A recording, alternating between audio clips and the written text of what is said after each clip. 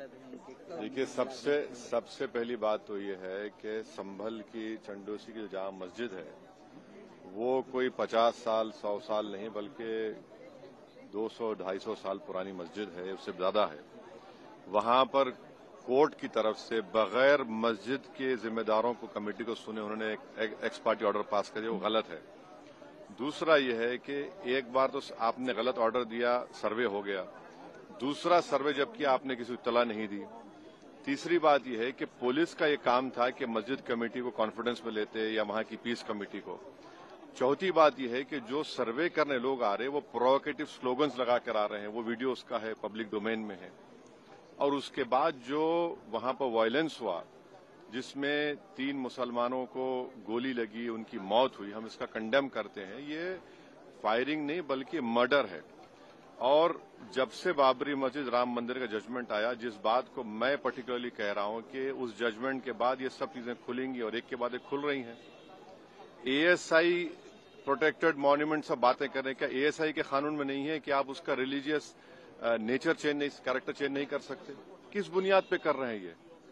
और आप किस बुनियाद पर अपने फेथ को दूसरों पे थोपेंगे? भाई, कानून कोई चीज है ही नहीं है। जिस दिन कोर्ट में सुनवाई होती है उसी दिन ऑर्डर हो जाता है, उस दिन सर्वे भी हो जाता है। ये तो 1948 में ऐसे ही हुआ था बाबरी मस्जिद में। तो ये जो फायरिंग हुई है ये फायरिंग नहीं है, मर्डर है।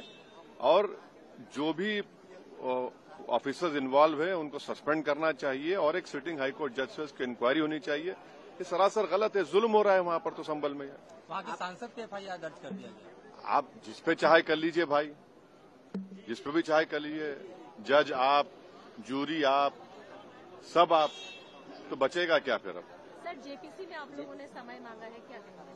जी, जैसा अभी आपने हमारे डेलीगेशन तरफ से बोला गया है, मैं उसको रिपीट करना नहीं चाहता। और स्पीकर साहब ने बड़ी इत्मीनान से हमारी पूरी जितने मेंबर्स 11 नॉन बीजेपी एमपीज गए थे उनकी बात को सुना। वो बोले कि इसके ऊपर कंसिडर करेंगे और हमको उम्मीद है कि ऑनरेबल स्पीकर साहब इसका टेन्योर बढ़ाएंगे। क्योंकि आप देखिए, बंगाल नहीं गई कमेटी, बिहार हम लोग नहीं गए, उत्तर प्रदेश में शिया वक्फ की प्रॉपर्टीज को हमने नहीं देखा। तो ऐसे कई, दिल्ली के मंत्री को बुलाना है, ऐसे कई स्टेट्स है जहां पर कमेटी को जाना चाहिए। वो स्टेक होल्डर्स हैं, उनकी बात को सुनना बहुत जरूरी है। सर, वक्फ बोर्ड अमेंडमेंट बिल को लेकर आप क्या सोचते हैं? क्योंकि लगातार सरकार की तरफ से यही कहा गया कि जो मुस्लिम है, जनता है, उनके हित में, मुसलमान जो है उनकी, अभी ये कानून बना नहीं।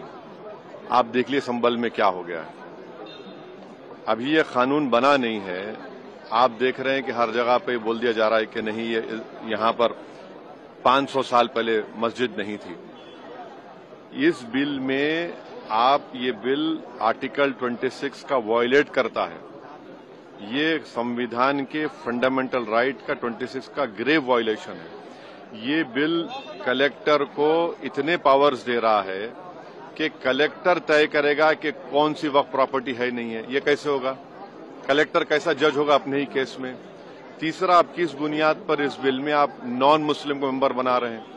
जितने धर्म की बुनियाद पर, चाहे वो हिंदू धर्म के एंडोमेंट बोर्ड्स हो, चाहे दिल्ली का एसजीपीसी हो या उसका एक्ट हो, या क्रिश्चियंस के जो भी उनके धर्म के संस्थान हैं, वहां पर तो कोई उसी धर्म का आदमी मेंबर बनता है। आप तो कंपलसरी स्टेट वक्फ बोर्ड में जहां पर 11 मुसलमान बनते थे, वहां पर आप मेजॉरिटी नॉन मुस्लिम बनाना चाह रहे हैं। सेंट्रल वक्फ काउंसिल में मेजॉरिटी ऑफ नॉन मुस्लिम बनाना चाह रहे हैं। क्यों करना चाह रहे हैं आप? ये क्या मकसद है आपका? कलेक्टर को इतना पावर दे रहे हैं। तो ये आर्टिकल 26 का ग्रेव वायलेशन है और इसीलिए वक्फ को बचाने के लिए नहीं लाया जा रहा है। ये वक्फ को खत्म करने के लिए, और वक्फ बोर्ड को सिर्फ एक पोस्ट ऑफिस बना के रखना चाह रहे हैं। तो जो वक्फ की प्रॉपर्टी है वो गवर्नमेंट की दी भी नहीं है, इसको मुसलमानों की गाड़े खून की कमाई है, तो आप उसको छीनना चाह रहे हैं। और उतना ही मकसद है सरकार का। आप देख रहे हैं संभल में क्या हो रहा है, ऐसे ही और वाकयात होते रहेंगे। अस्सलामु अलैकुम नाज़रीन, आप देख रहे हैं वतन की पुकार मीडिया न्यूज चैनल, आपका अपना चैनल।